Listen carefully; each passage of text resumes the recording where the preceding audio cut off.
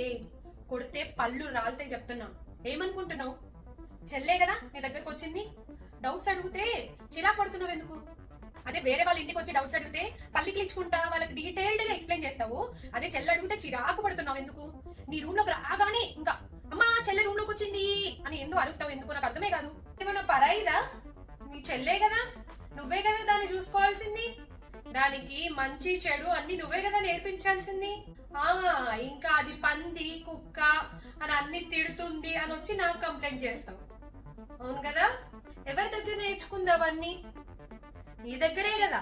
మేము వాడతాం అలాంటివి కదా, వాడం కదా.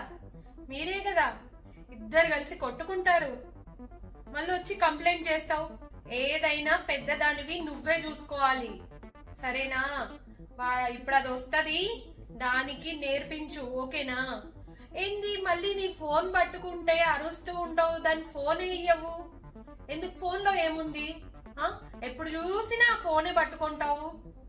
ఇటీ ఆ ఫోన్, ఇటీ ఫోన్ ఇటీ. ఇప్పుడు అది వస్తుంది, డౌట్స్ అడుగుతుంది.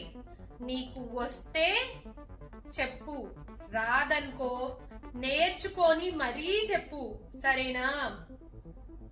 చిరాకు పడ్డవని తెలియాలి. దానికి ఇప్పుడు నువ్వు ఎక్స్ప్లెయిన్ చేసే ఆన్సర్ డీటెయిల్డ్ గా ఉండాలి. తర్వాత నేను వచ్చి అడుగుతాను చెప్పిందా లేదా అని, సరేనా? కథలు పడకు మళ్ళీ. ఏదున్నా మీరిద్దరే చూసుకోవాలి, సరేనా? మళ్ళీ నా దాకొచ్చిందనుకో, అది గనక ఏడ్చుకుంటూ నా దాకొస్తే నీకే పడతాయి, దానికి కాదు.